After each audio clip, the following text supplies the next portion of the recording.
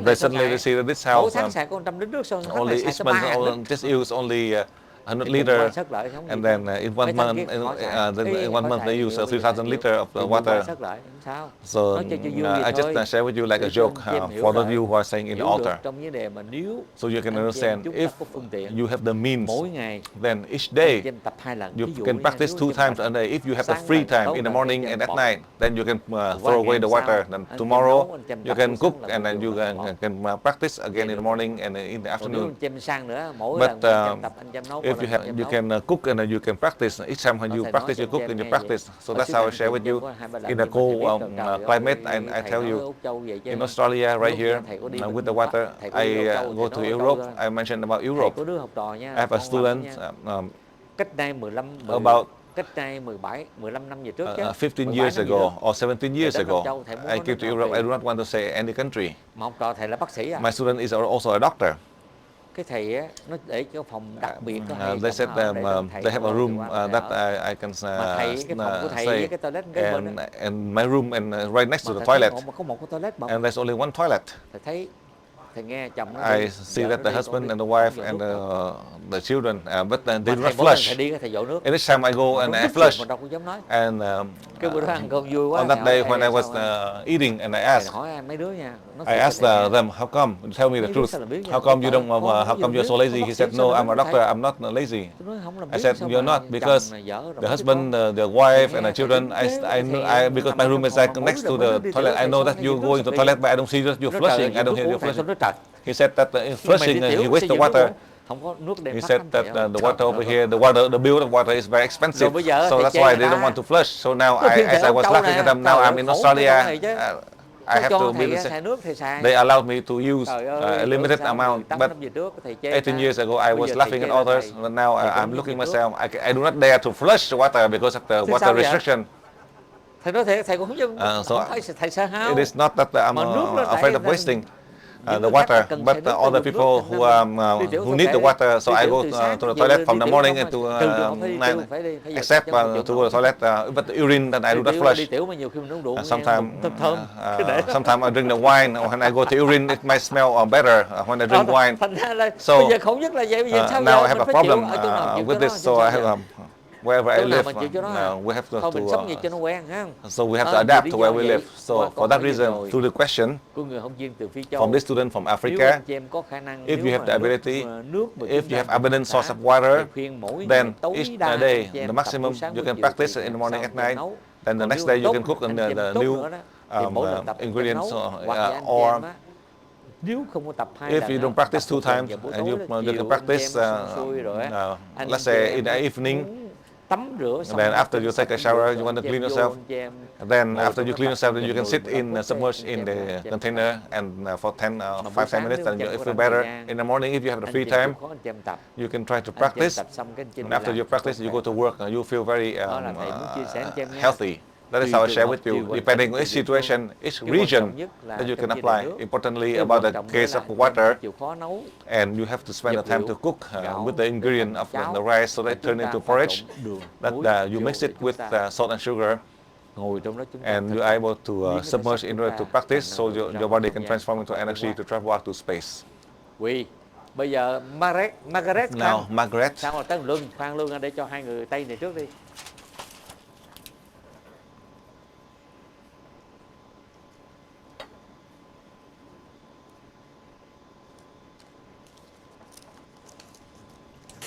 Thank you, Master. Thank you, Teresa.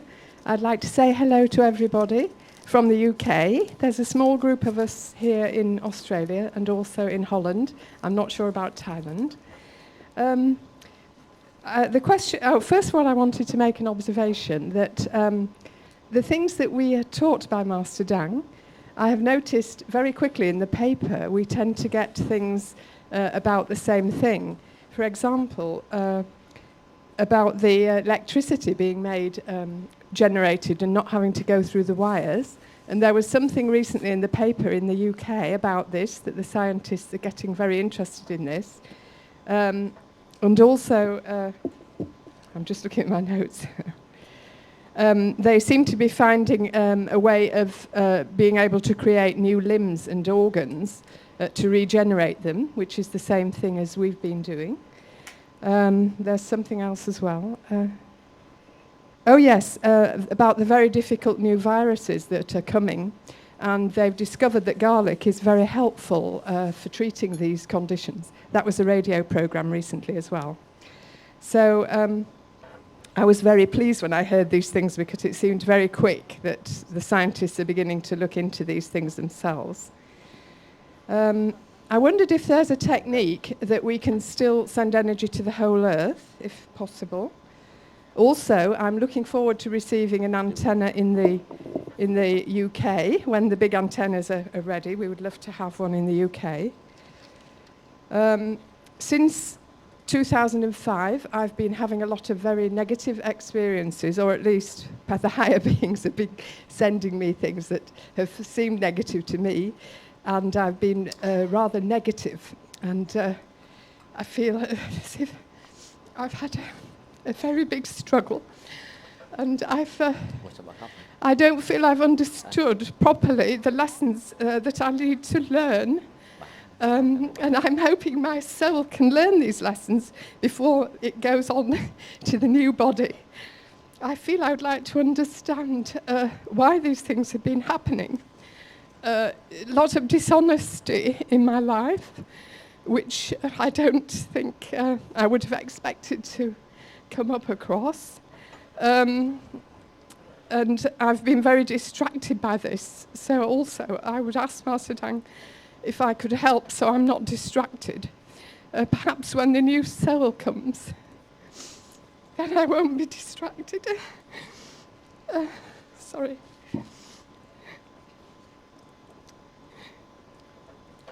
The other thing I was wondering is if we can choose where our soul goes. I would like to choose my granddaughter, but she's just 2 years old. So would that mean then that the soul can't do any spiritual work for a long time? It seems a bit of a waste. So I was wondering if it would be better if the soul goes into an adult.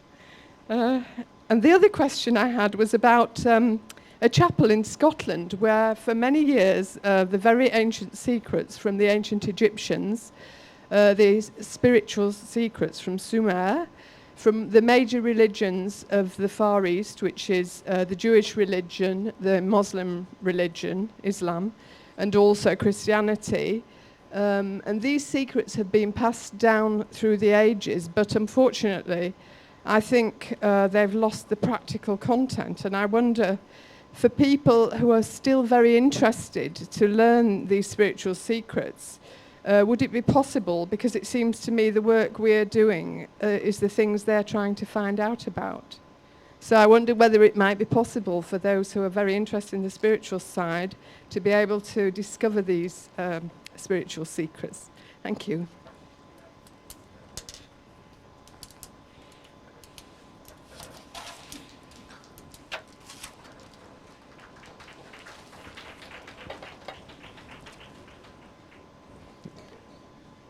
Dạ kính thưa thầy, sau đây là câu hỏi của bà Maggie ở bên nước Anh. Trước nhất là bà xin cảm ơn thầy cô cho bà cơ hội được đến đây học. Vấn đề đầu tiên bà xin trình với thầy là bà cũng nhận xét như thầy vừa mới trình bày với chúng con. Những cái điều thầy truyền dạy cho chúng con thì hầu như trong một thời gian ngắn bên ngoài người ta cũng có lẽ là người ta cũng bắt theo. Thì thí dụ như công thức mà thầy dạy chúng con có thể tạo được ra điện năng mà không cần những cái sợi dây điện. Thì bây giờ ở bên nước Anh, các nhà khoa học gia cũng có chú ý đến cái vấn đề này là họ có thể tạo ra một cái loại điện năng mà không cần phải dùng những cái loại dây điện. Và những nhà khoa học ta cũng chú ý đến những cái hiện tượng này và đang cố gắng tìm ra một cái khả năng để tạo được ra điện năng. Cũng như công thức thầy dạy chúng con có thể truyền điện để giúp cho những cái bộ phận trong cơ thể mọc lại. Thì bây giờ ở bên nước Anh người ta cũng có những nghiên cứu như vậy trong ngành y khoa. Đồng thời thầy có dạy chúng con là có những cái loại vi trùng mới xuất hiện và sẽ gây rất nhiều những cái tác hại. Thì điều này những cái nhà khoa học ở bên Anh họ cũng có công nhận là có cái vấn đề này. Thêm vào đó nữa, với cái dược thảo nhân điện của ngành nhân điện này thì các nhà khoa học cũng biết cái tác dụng của tỏi cũng có thể giúp được gia tăng cái khả năng miễn nhiễm để chống lại những loại vi trùng. Và cái điều này cũng đã được phát thanh trên đài radio bên nước Anh.